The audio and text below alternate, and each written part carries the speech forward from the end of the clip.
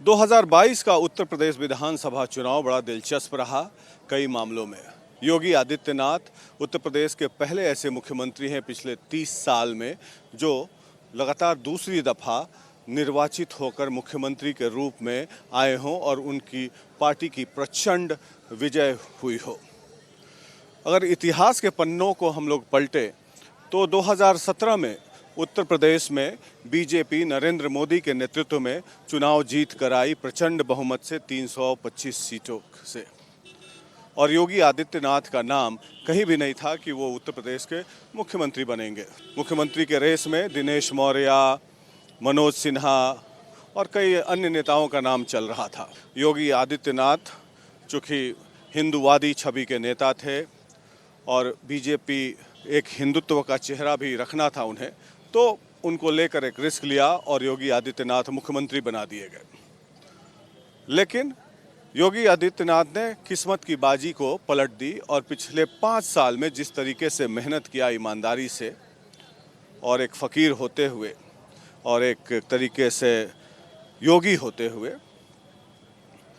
तो ये दर्शाता है कि अगर आप मेहनत करते हैं, ईमानदारी से अपना काम करते हैं, गरीबों की सेवा करते हैं, तो जात पात धर्म सब त्याग कर लोग आपको स्नेह और प्यार और आशीर्वाद देते हैं और वोट भी देते हैं, जिसका फल मिला योगी आदित्यनाथ को 2022 के विधानसभा चुनाव में, जिसका परिणाम आज घोषित हुआ। इस चुनाव के कई मायने हैं। चुनाव के पहले लखीमपुर खेरी कांड हुआ, हाथरस कांड हुआ, योगी आदित्यनाथ पर कई आरोप लगे कि जातिवादी हैं, वो राजपूतों को काफ़ी समर्थन करते हैं, और यूपी बिहार के इलाकों में अगड़ों पिछड़ों की राजनीति चलती है। चूँकि योगी आदित्यनाथ क्षत्रिय समुदाय से आते हैं तो बड़ा आसान था यहाँ पर लोगों को बैकवर्ड फॉरवर्ड का पॉलिटिक्स करने का, जो अखिलेश यादव के द्वारा कोशिश भी की गई और एक बैकवर्ड अलायंस बनाने की कोशिश की गई। बीजेपी से निकले ओम प्रकाश राजभर, स्वामी प्रसाद मौर्य को लेकर उन्होंने एक संगठन बनाया, अलायंस किया और बैकवर्ड को गोलबंद करने की कोशिश की।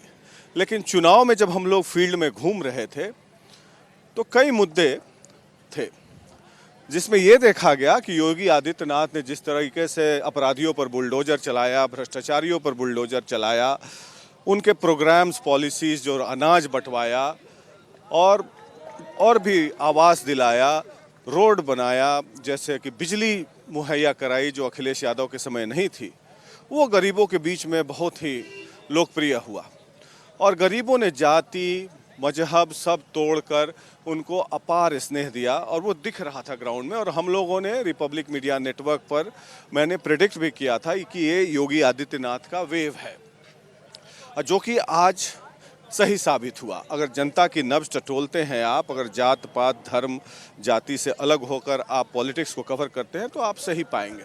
और इस तरह की एक अनोखी घटना है कि कोई अगड़ी जाति का नेता पिछड़ों का नेता बन जाए, क्योंकि पिछड़ी जातियों की संख्या उत्तर प्रदेश में काफ़ी है और बिना पिछड़ी जातियों के समर्थन के बावजूद योगी आदित्यनाथ चुनाव नहीं जीत पाते। तो ये दर्शाता है, ये सबक है उन नेताओं को कि काम कीजिए, मेहनत कीजिए, गवर्नमेंट के पॉलिसीज़ को लाइए और गरीबों के बीच में जन कल्याण कीजिए, न कि जाति पाति और गठजोड़ बना के चुनाव जीतने की कोशिश कीजिए। ये अखिलेश यादव आज सोच रहे होंगे, क्योंकि उनका एक सुनहरा मौका था। यादव मुस्लिम जाट का कॉम्बिनेशन बनाया वेस्टर्न यूपी में, इस बेल्ट में बैकवर्ड जातियों का कोऑर्डिनेशन बनाया, कॉम्बिनेशन बनाया, सब धरा का धरा रह गया। और योगी आदित्यनाथ कहते थे कि स्वामी प्रसाद मौर्य, ओम प्रकाश राजभर सब चुनाव हारेंगे, और उनकी बात एक तरीके से सही साबित हुई। तो अब योगी आदित्यनाथ 49 साल के हैं। बीजेपी में इस बार अपने बल पर योगी नरेंद्र मोदी जी के सानिध्य के कारण वो चुनाव जीत कर आए हैं।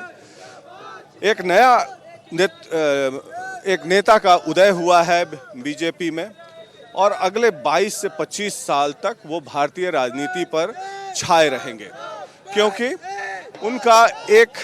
उनकी एक छवि है फ़कीर की, ईमानदार नेता की।